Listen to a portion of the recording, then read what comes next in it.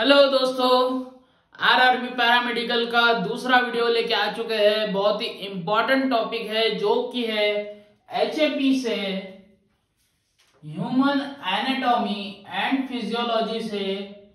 पहला वीडियो हमने देखा था इनऑर्गेनिक केमिस्ट्री से जो कि लिमिट टेस्ट पे था। अगर आपने इसको नहीं देखा है तो प्लीज गो टू माय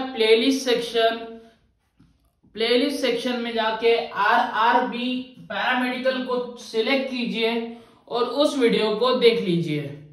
तो आज के एचएपी के लेक्चर में हम देखेंगे सेल, प्लाज्मा मेम्ब्रेन क्या होती है, सेल क्या होता है, उसके बाद एक्टिव ट्रांसपोर्ट और पैसिव ट्रांसपोर्ट किसे कहते हैं।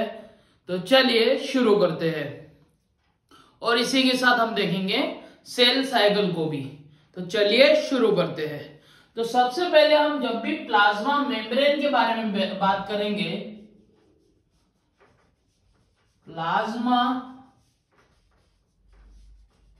मेम्ब्रेन के बारे में जब भी हम बात करते हैं तो हमेशा हमको याद आता है ऐसी एक मेम्ब्रेन होगी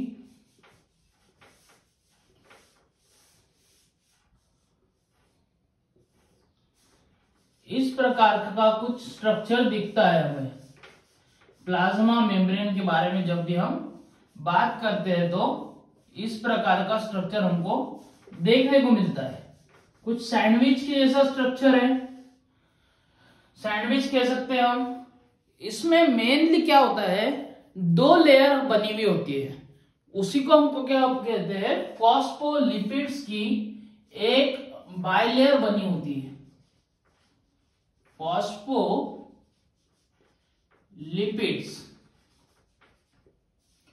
फॉस्फोलिपिड्स की एक बाइलेयर बनी हुई होती है जिसमें क्या क्या होता है, protein plus sugar plus cholesterol. Sugar क्या क्या होता है उसमें, क्या बोला मैंने, प्रोटीन, शुगर और कोलेस्ट्रॉल। प्रोटीन, शुगर और कोलेस्ट्रॉल, इन तीनों से बना होता है ये फॉस्फोलिपिड। बाद में हम अगर देखते हैं इसका एक यूनिट, तो इसमें इसको हम बोलेंगे हेड और इसको हम कहेंगे टेल। ये हो गया हेड और टेल। तो हेड हमेशा हाइड्रोफिलिक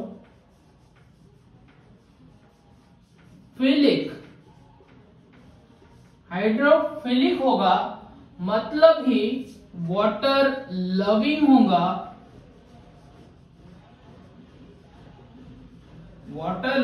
होगा और टेल हमेशा हाइड्रोफोबिक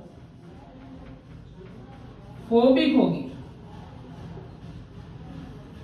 यानी वाटर को हेट करने वाली होगी, वाटर हेटिंग।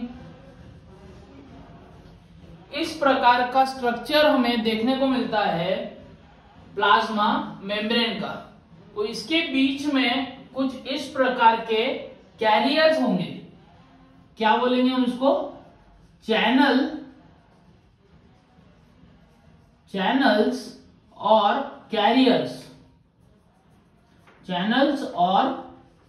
कैरियर, जो कि स्पेशलाइज्ड सब्सटेंस को इसमें से ट्रैवल कराएंगे सेल के अंदर। तो ऐसे प्रकार से ये हमारा हो गया है प्लाज्मा मेम्ब्रेन। तो आई होप आपको समझ गया होगा प्लाज्मा मेम्ब्रेन में क्या इंपॉर्टेंट पॉइंट्स है और कहां से क्वेश्चन आ सकता है। एक पहला पॉइंट फॉस्फोलिपिड्स का आपको याद रखना है, बाद में हाइड्रोफिलिक हेड और हाइड्रोफोबिक टेल होती है, इसको आपको याद रखना है। इसके बाद हम देखेंगे transport of substance across the cell membrane.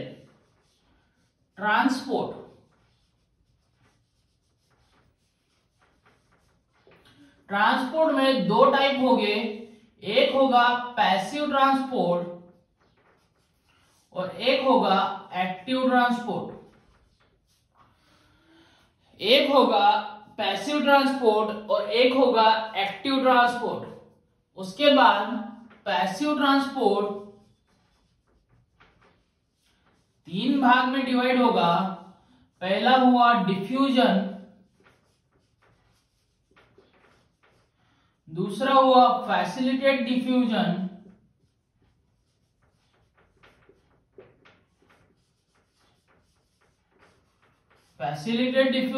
और तीसरा हुआ हमारा ऑस्मोसिस। तो इन तीनों में हमें याद रखना होगा कि इन तीनों में हमेशा कॉन्सेंट्रेशन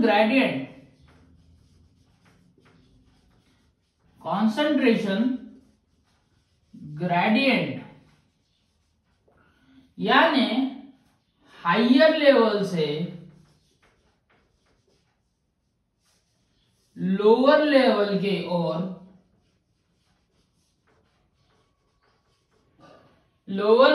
ओर, ट्रांसपोर्ट होगा। हायर लेवल से लोअर लेवल की तरफ ट्रांसफर होगा किसी भी सब्सटेंस का। अगर हम डिफ्यूजन की बात करते हैं, डिफ्यूजन अगर देखेंगे हम, तो डिफ्यूजन में हमको याद रखना होगा कि सेमी परमेएबल मेम्ब्रेन है कोई, क्या है ये, सेमी परमेएबल मेम्ब्रेन है।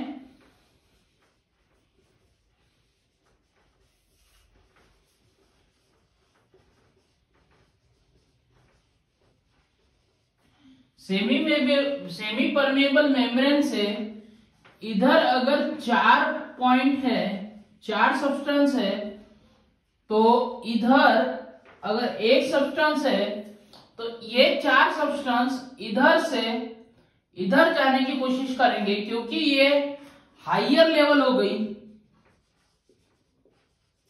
और ये हो गई हमारी लोअर लेयर। तो हायर लेयर से लोअर लेयर की ओर ये सब्सटेंस ट्रांसफर होंगे। अब अगर देखते हैं हम फैसिलिटेड डिफ्यूजन यानी क्या होगा, किसी एक प्रकार का चैनल और कैरियर की जो हमने बात की थी उसके थ्रू ये डिफ्यूजन होगा। Higher concentration to lower concentration ही होगा, बट एक क्या होगा, स्पेशलाइज्ड चैनल और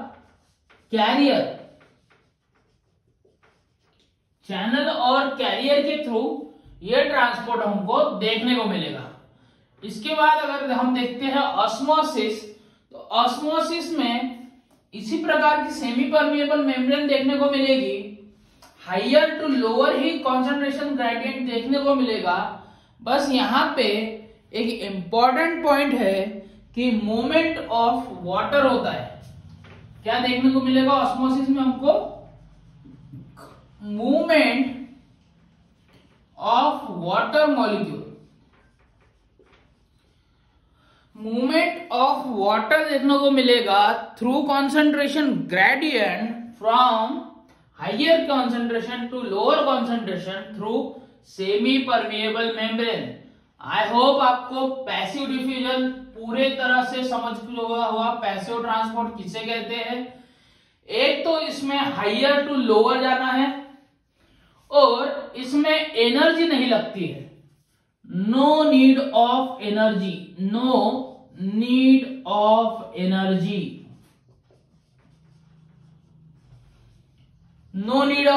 है। इस प्रकार से हमने देख लिया है ट्रांसपोर्ट में पैसिव ट्रांसपोर्ट। अब हम देखेंगे इसके बाद जो कि है हमारा एक्टिव ट्रांसपोर्ट। एक्टिव ट्रांसपोर्ट में एनर्जी की जरूरत पड़ेगी और यहां पे हम लोअर टू हायर जाने वाले हैं। अब सिंपल एग्जांपल देखिए, आपको आपके घर की टंकी भरना है, नीचे आपके घर पे कुआं है, तो आपको इस कुएं का पानी इस घर के ऊपर दिए हुए टंकी में भरना है, इस टंकी में भरना है। तो आपको यहाँ पे एक पंप लगाना होगा। क्या लगाना होगा? पंप लगाना होगा।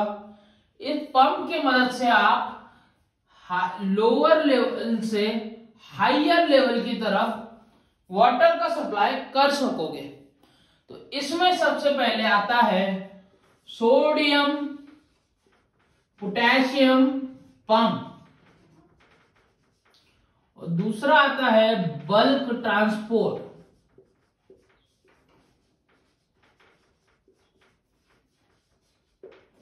तो याद रखिए, यहां पे हमको लोअर टू हायर जाना है, और यहां पे दो एग्जांपल है हमारे, सोडियम पोटेशियम पंप और बल्क ट्रांसपोर्ट। तो यहां पे हमारा खत्म होता है transport across the cell membrane. इसके बाद हम देखेंगे सेल साइकिल। ये बहुत ही ज्यादा इंपॉर्टेंट टॉपिक है, सेल साइकिल से हमेशा क्वेश्चन आ रहे हैं, तो आपको इसको थोड़ा अच्छे से करना होगा। सेल साइकिल बताने से पहले एक टर्म आती है एपोप्टोसिस। एपोप्टोसिस यानी क्या होता है? Self destruction. क्या होता है? Self destruction. Self destruction apoptosis यानी क्या होता है? कोई एक सेल है जो खुद ही खत्म कर रही है, उसको हम बोलेंगे एपोप्टोसिस। और सेल साइकिल किसे कहते हैं? The period between two cell division.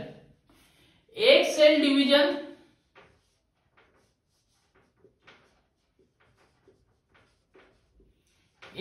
Division से लेके दूसरे सेल डिवीजन का अंतर। अगर यहां पे एक सेल से दो सेल बन रहे हैं और यहां पे एक सेल से दो सेल बन रहे हैं, तो इन दोनों का जो टाइम पीरियड होगा, इन दोनों का जो गैप है, इसको हम बोलते हैं सेल साइकिल। यानी इस प्रोसेस को हम बोलेंगे सेल साइकिल, जिसमें एक डिवीजन से दूसरा डिवीजन हो रहा है, एक सेल से दूसरा सेल बन रहा है। तो इसमें हम अगर देखते हैं तो क्या देखने को मिलेगा हमें? इसमें अगर हम देखते हैं तो दो फेजेस हमको मेनली देखने को मिलती है, जो कि है first phase, that is mitosis phase, और दूसरी देखने को मिलेगी हमको इंटरफेज। क्या देखने को मिलता है? Mitosis phase and interphase. अब इंटरफेज फिर से डिवाइड होती है सबसे पहले G0 फेज में। G0 फेज ये हमारी रेस्टिंग फेज है। G0 ये हमारी रेस्टिंग फेज है। बाद में G1 फेज आएगी, मतलब फर्स्ट गैप फेज आएगी। बता दूं मैं आपको कि ये सबसे लॉन्गेस्ट फेज है, ये सबसे लॉन्गेस्ट फेज है। इसके बाद आएगी एस फेज, जो कि है सिंथेसिस फेज, और इसमें हमारे क्रोमोसोम का रिप्लिकेशन देखने को मिलेगा। क्या देखने को मिलेगा? Replication of chromosome.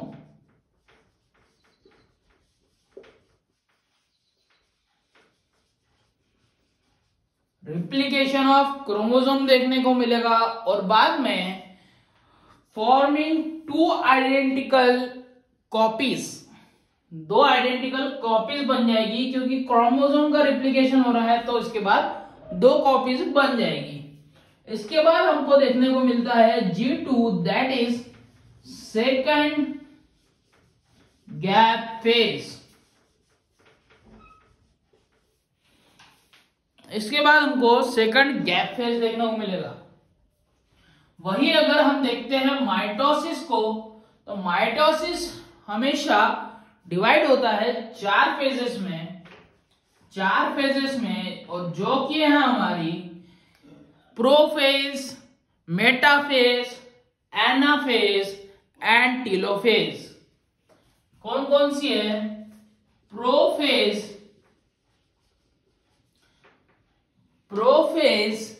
मेटाफेज,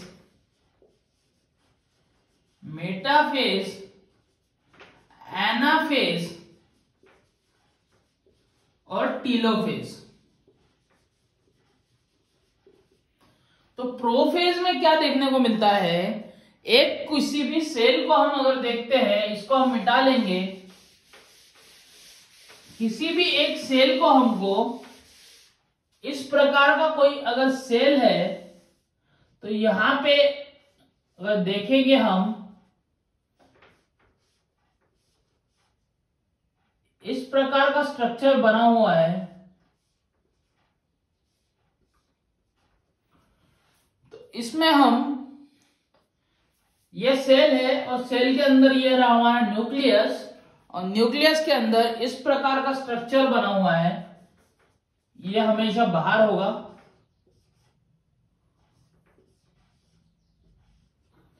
इनको हम क्या बोलेंगे? Mitotic spindles.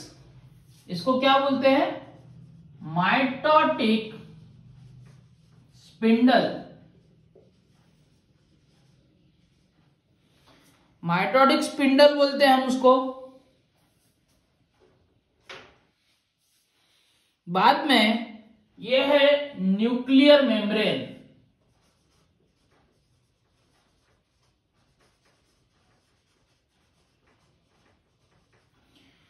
ये क्या है? Nuclear membrane.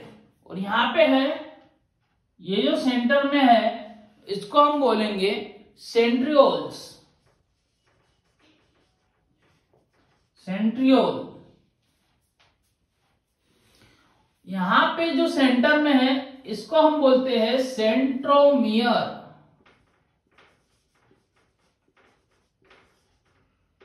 और ये जो दिख रहे हैं, ये है हमारे क्रोमैटिड्स।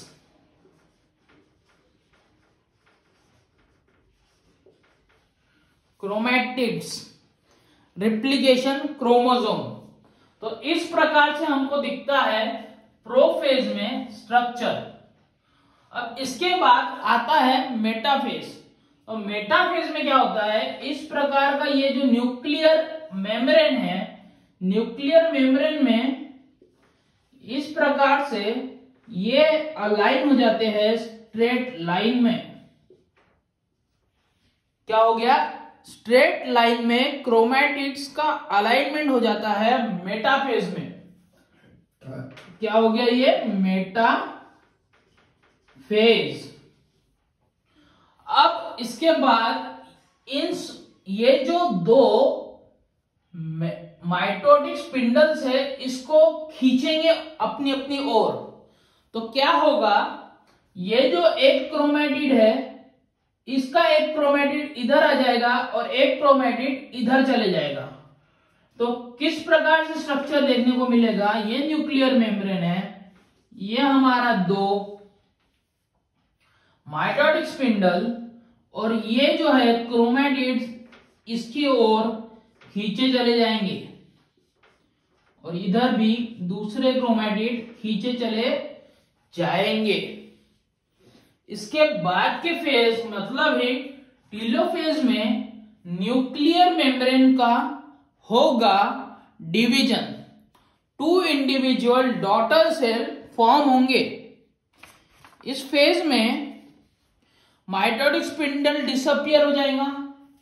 ये जो माइटोटिक स्पिंडल हमको दिख रहे थे, यहां पे माइटोटिक स्पिंडल जो दिख रहे थे ये वाले, अब ये माइटोटिक स्पिंडल डिसअपियर हो जाएंगे और हमको दो डॉटर, इस प्रकार का स्ट्रक्चर हमको देखने को मिलेगा। और ये न्यूक्लियर मेम्ब्रेन रीअपियर होंगी। ये जो न्यूक्लियर मेम्ब्रेन था यहाँ पे डिसअपियर हुआ था और यहाँ पे फिर से अपियर होगा और इसमें हमको क्रोमोसोम देखने को मिलेंगे। न्यू एनवेलप रिफॉर्म हो जाएगा, क्रोमोसोम अनकॉइल हो जाएंगे। यहाँ पे कॉइलिंग वाले क्रोमोसोम दिख रहे थे, यहाँ पे अनकॉइल्ड क्रोमोसोम देखने को मिलेंगे और यहाँ पे हो रहा है साइटोकाइनेसिस। एक सेल का दो सेल में कन्वर्जन हो रहा है, यानी साइटोकाइनेसिस हो रहा है। तो आई होप आपको प्लाज्मा मेम्ब्रेन ट्रांसपोर्ट और सेल साइकिल जो कि है इंटरफेज और माइटोसिस में डिवाइड हुई टोटली समझ चुकी होगी।